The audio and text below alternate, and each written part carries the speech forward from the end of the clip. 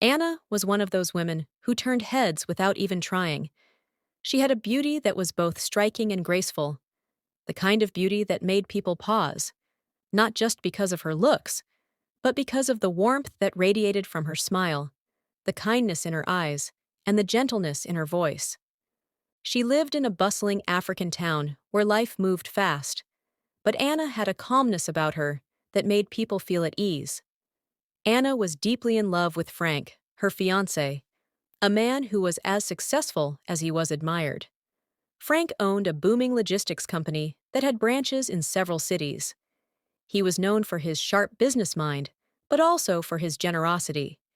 He believed in giving back to the community, often sponsoring young people through school, supporting hospitals, and contributing to local businesses. But to Anna, he was simply the man who made her laugh, who listened to her heart, and who treated her like the most important person in the world. Their love story was something people admired. Frank was not only handsome and wealthy, he was also grounded, respectful, and madly in love with Anna.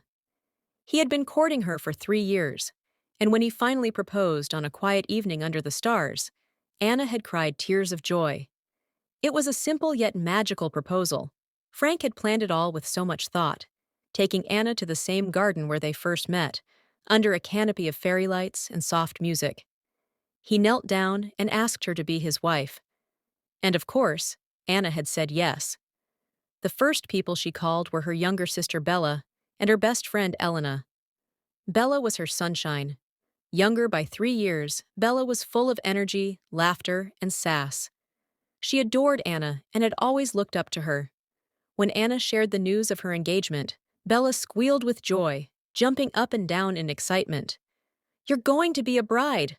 Oh my God, Anna! I'm so happy for you!" Bella hugged her tightly, tears in her eyes.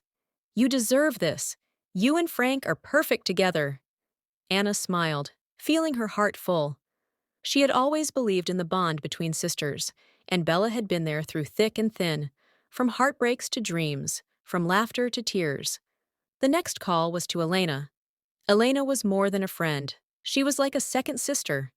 They had known each other since childhood, from school uniforms to university lectures, from their first jobs to adulthood. They had done everything together. Elena had a fierce spirit, the kind of woman who protected those she loved with all her might.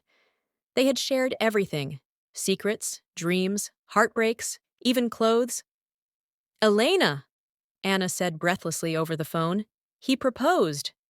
There was a moment of silence. Then a loud shriek. "No way! Anna! No freaking way! Are you serious?" Elena screamed, laughing and crying at the same time. "Oh my God, girl! I'm coming over right now! We're celebrating tonight!" That night, the three women, Anna, Bella, and Elena, danced in Anna's living room, glasses of wine in hand, singing along to their favorite songs. They laughed until their sides hurt, recalling old memories, dreaming about the future, and planning every little detail of the wedding. Anna couldn't stop smiling. She had everything: a loving fiancé, a supportive sister, and a best friend who was like family. What could possibly go wrong? As the days turned into weeks, wedding preparations were in full swing. Anna and Frank wanted a wedding that would reflect their love. Elegant, personal, and unforgettable. They decided to have the wedding at a luxurious event center overlooking the hills. Frank spared no expense. He wanted everything to be perfect for Anna. Elena was right by Anna's side through everything. She helped with choosing the dress, booking the venue, selecting the flowers, and organizing the guest list. Bella, too, was involved, though she was a student at university and sometimes had to travel for her studies. Still, whenever she was around, she helped with a smile. Anna's wedding dress was a dream: a white, flowing gown with lace detailing, delicate beadwork, and a long veil. Elena was with her at every fitting, giving honest opinions, taking photos, and hyping her up. "Girl, Frank will faint when he sees you in this dress," Elena joked one day, adjusting the veil. Anna giggled. "I hope not. I need him standing at the altar." They both laughed, unaware that beneath the surface of their laughter, life had its own plans. But only a few days after that moment, something strange happened. Frank came over to visit Anna one afternoon, and they sat together in the living room, chatting about the wedding. Suddenly, Frank's nose wrinkled, and he leaned back slightly. "Wait, do you smell that?" he asked, sniffing the air with a frown. Anna blinked, confused. "Smell what?" "That odor. It's really bad." "What is this odor?" Frank looked genuinely uncomfortable. Anna glanced around the room, puzzled. "What odor, Frank?" "I don't smell anything." "Are you sure?" "Yes, Anna, it's strong, like something rotten. It's bad." He covered his nose, looking around for the source. Just then, the front door opened, and Elena walked in, smiling brightly. "Hey, lovebirds!" she sang, then suddenly froze mid-step. Her smile dropped. "What is this smell?" Elena exclaimed, waving her hand in front of her face. "Something smells terrible in here." Anna stared, stunned. "You too?" "Yes, it's awful," Elena said, stepping back. Anna felt a wave of confusion wash over her. "I don't smell anything. Are you two serious right now?" "Yes, Anna. How can you not smell that?" Frank replied, standing up and walking toward the window to open it. Anna, bewildered, began sniffing the air, trying to detect what they were talking about. She didn't smell a thing. "Bella," she called. "Can you come here, please?" Bella, who had been in her bedroom, came out a moment later. The second she stepped into the living room, she covered her nose. "Oh my God! What's that smell?" Bella complained. "Anna, what is going on here? It's horrible." Anna stared at all three of them, feeling more and more alarmed. "You all smell something bad. And I don't?" "What's going on?" She began smelling herself, her hands, her dress, even her hair. But she couldn't detect any odor. As they all stood there in confusion, her phone rang from the bedroom. She excused herself and quickly went to answer it. The moment she left the room, a strange silence settled. Frank looked at Elena and Bella. They all glanced around. "Wait," Elena said slowly, her nose lifting. "The smell is gone." Frank blinked. "You're right. It's gone." Bella sniffed. It disappeared the moment Anna left the room. Frank's eyes widened slightly. Is it her? Is Anna the one who's smelling like that?" They all fell silent, staring toward the hallway where Anna had disappeared. Moments later, Anna returned, phone in hand, frowning. "It was just a reminder call from the decorator," she said, then paused when she noticed the looks on their faces. "What is it?" The moment she stepped back into the room, they all flinched again. "There it is again," Elena said, her voice almost a whisper. Bella covered her nose. "It's back." Anna looked from one person to the other, confused and alarmed. "What are you all saying?" Frank stepped forward hesitantly. "Anna, it's you. You're the one who's smelling like that." Anna's eyes widened in shock. "What? Me? No, no, that's not possible. I don't smell anything." Elena nodded reluctantly. "It's coming from you, Anna. I'm sorry, it's really strong." Anna's heart began to pound. She sniffed herself again, desperately trying to understand. "But I can't smell it." "Maybe you've gotten used to it," Bella offered softly. "Try bathing and changing your clothes." Anna didn't say anything else. Embarrassed and deeply confused, she excused herself and went straight to the bathroom. She bathed thoroughly, using scented soap, scrubbing every part of her body. She used her favorite body lotion, sprayed perfume, and changed into fresh clothes. When she came back to the living room, hopeful, she looked at them expectantly. But the moment she stepped in, their expressions fell again. "No," Elena said quietly. "It's still there." Anna's eyes filled with tears. "What is happening to me?" she whispered. "What is going on?" No one had an answer. Frank, Bella, and Elena could only exchange helpless glances. Anna sat down, head in her hands, her mind spinning. "I don't understand. I just bathed. I don't smell it. How can this be possible?" The three of them stayed silent, the tension in the room thick. something was terribly wrong, and no one could explain it. And for Anna, it was only the beginning of a mystery that would change everything she thought she knew about her life. After that day, Anna's life changed in a way she could never have imagined. The laughter and excitement that had filled her days were gone. In their place was confusion, fear, and an overwhelming sense of shame. She couldn't understand what was happening to her, how she could be the one carrying such a terrible odor when she didn't smell anything at all. She couldn't bear the thought of being around people anymore. The idea that everyone could smell something foul coming from her while she remained oblivious made her feel exposed, vulnerable, and humiliated. From that day, she started withdrawing from everyone. She stopped attending wedding meetings, canceled appointments, and refused visitors. But she couldn't hide forever. Bella, concerned for her sister, kept encouraging her to seek help. "You need to see a doctor, Anna. Maybe it's something medical. They can help." Frank supported the idea.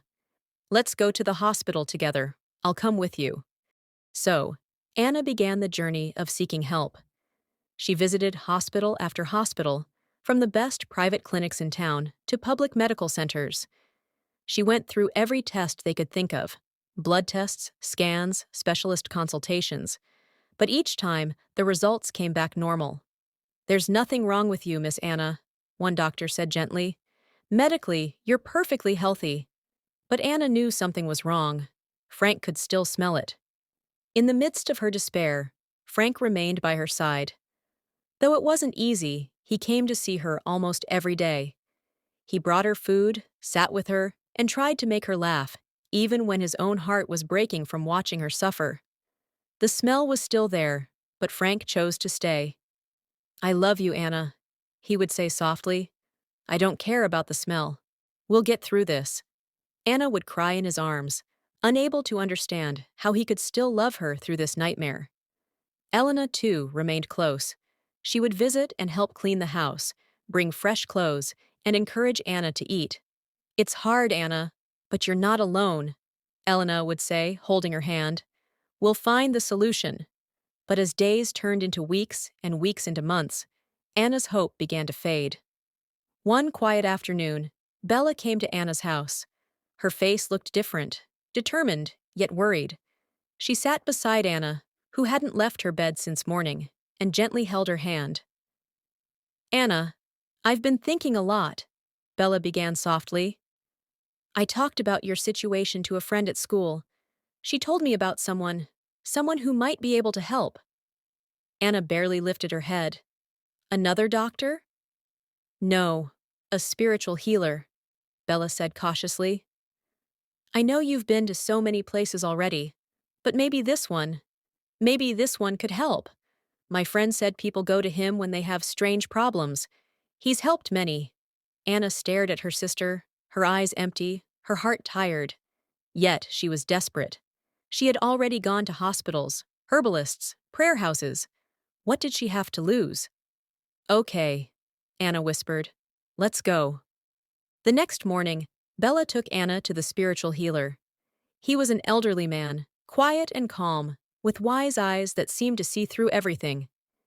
He didn't ask many questions. He simply looked at Anna and nodded slowly. "You are carrying something that doesn't belong to you," he said. Anna sat still, holding her breath. "This odor, it is not of your body. It is a curse, placed on you," Anna gasped. Bella's mouth fell open. "A curse?" Anna echoed. "Yes," the healer said. "A very strong one. And the person who did it is very, very close to you." Anna's hands trembled. "How close?" "Very, very, very close," the man said firmly. "A female." Anna and Bella looked at each other instantly. Their thoughts went to one person: Elena. The healer handed Anna a bar of handmade soap wrapped in cloth. "Use this to wash yourself for 7 days, morning and evening, and stay away from the one who cursed you." On the drive back, Anna was silent, staring out the window. Bella glanced at her. "Anna," she said carefully, "you're thinking the same as me, right?" Anna nodded slowly. "Elena. She's the only one that close. Besides me, of course." Bella whispered. Anna clenched her hands. Why would she do this to me? The next day, Elena came to visit, as she always did. But when she arrived, Anna didn't welcome her with the usual hug. She stood at a distance, arms crossed, eyes full of pain. Elena frowned. Anna? What's wrong? Anna's voice was quiet but firm. Elena, I need to ask you something. Please, tell me the truth. Did you do this to me? Elena blinked in confusion. Do what? The smell. The curse. Did you do it to me? Anna's voice cracked. If I did something to hurt you, if I offended you, please tell me. Why would you do this to me? Elena froze. Her eyes widened in shock, disbelief flooding her face. What? She whispered. Anna! How can you say that? You're like my sister. I've stood by you through everything. I could never harm you like that. Anna's eyes filled with tears. I didn't want to think it. But we went to a spiritual healer. He said it's a woman, very close to me. Elena stepped back, her face pale. So because of that, you think it's me? I don't know who else it could be, Anna whispered, broken. Elena looked at her long and hard, then shook her head. Fine. Just know this. I didn't do it. I would never.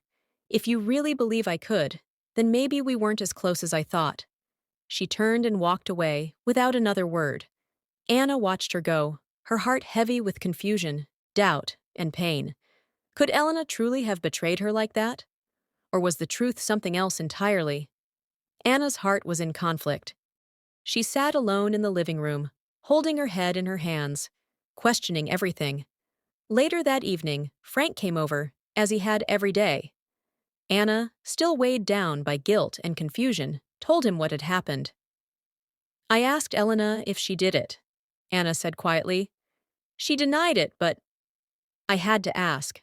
I didn't know what else to do. Frank was stunned. Anna, you think Elena did this to you? He looked at her, his brow furrowed in disbelief. She's like your sister. Do you really believe she could do something like that to you?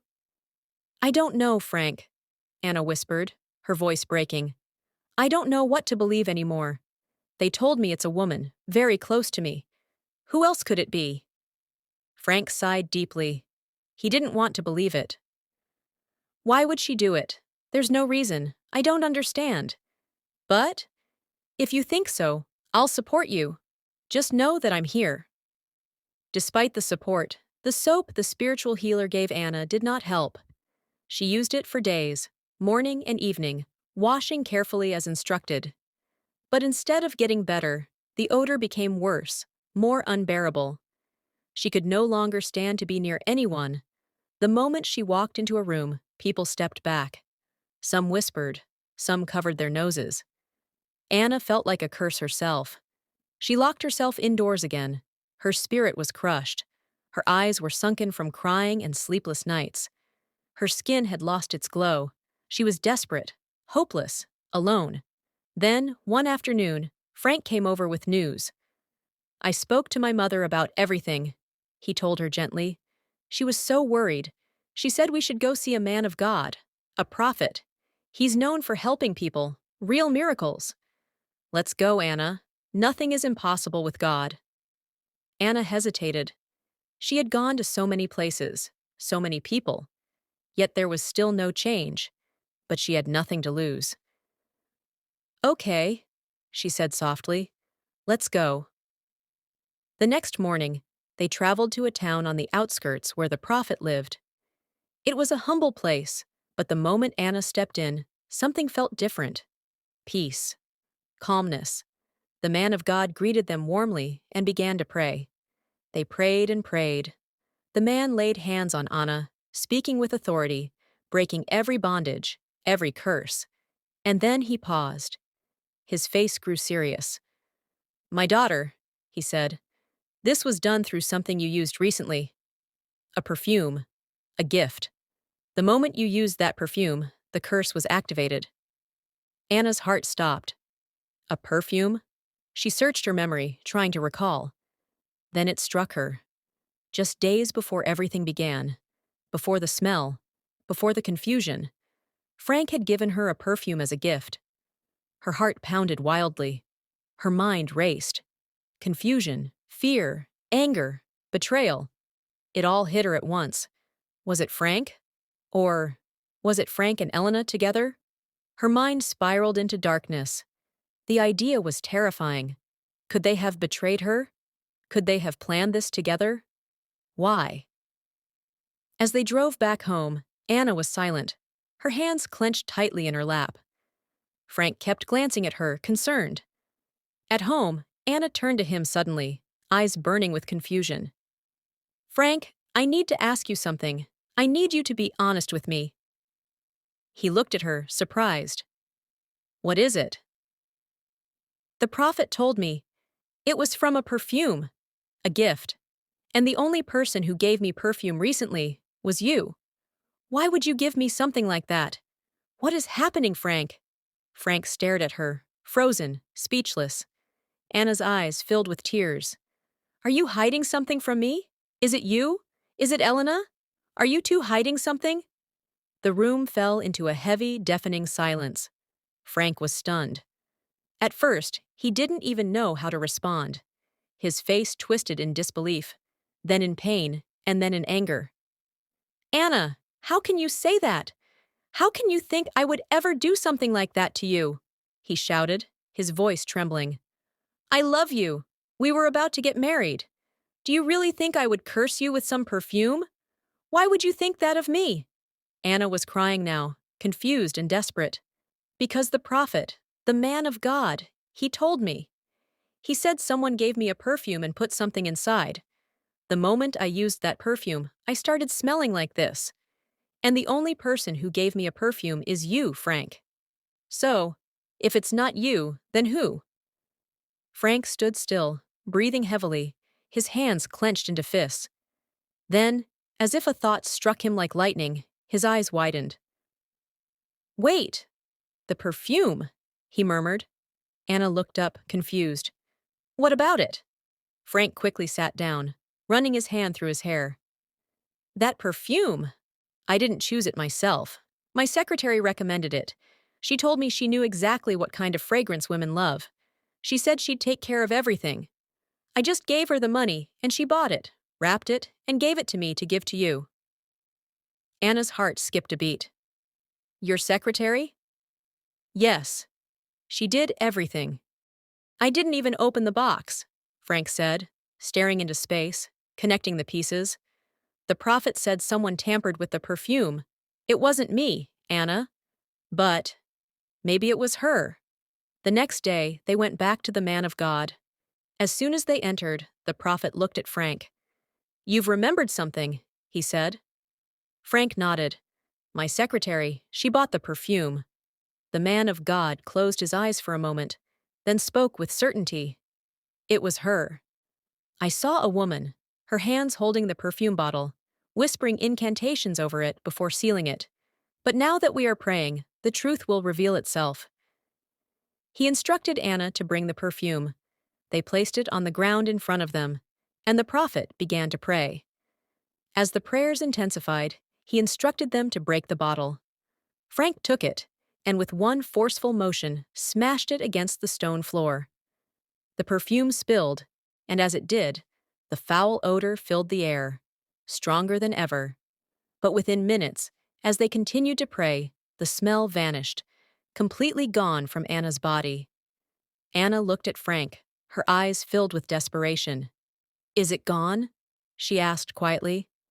Frank stepped closer, searching her face, then leaned in slightly.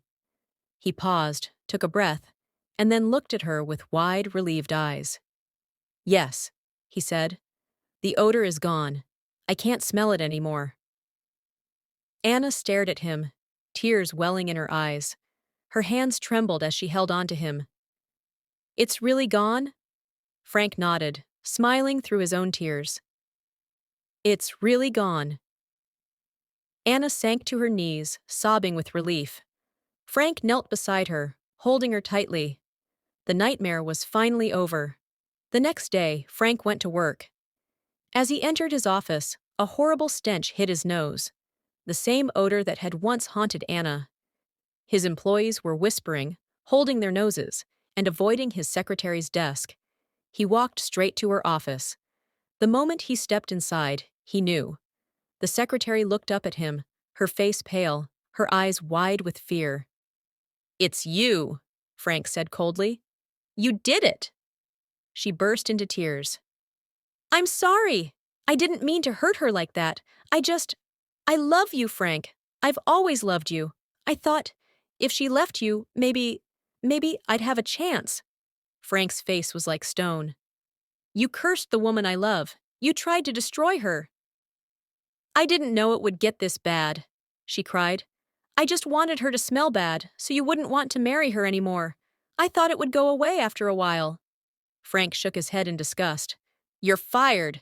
Don't ever come near me again." The next day, Frank went to Anna and told her everything. Anna was stunned, and her heart sank with guilt. She remembered Elena's devastated face, the pain in her voice when she had denied the accusations. "I've been wrong," Anna whispered. "Elena, I accused her of something she didn't do. I let my fear destroy our friendship." That night, Anna reached out to Elena. With tears in her eyes, she begged for forgiveness. "Elena, I'm sorry. I should have trusted you. I didn't know what to think, and I was afraid. Please, forgive me." Elena was quiet for a long time. Then, softly, she said, "I forgive you, Anna. I missed you." They embraced tightly, both crying. Their bond, though tested, was still strong. And with the past behind them, Anna and Frank resumed their wedding plans. The ceremony was beautiful, simple, yet filled with joy, love, and peace. Elena stood proudly beside Anna as her maid of honor, and Bella cheered with tears in her eyes. And Anna and Frank finally exchanged vows, stronger than ever, bound by trials, forgiveness, and true love. They were no longer just two people in love. They were two souls who had overcome the darkness together. Thank you for watching. I hope you enjoyed. If you did, please like, comment, and share the video. Also, please subscribe to the channel and click the notification bell so that you won't miss our next video. Bye!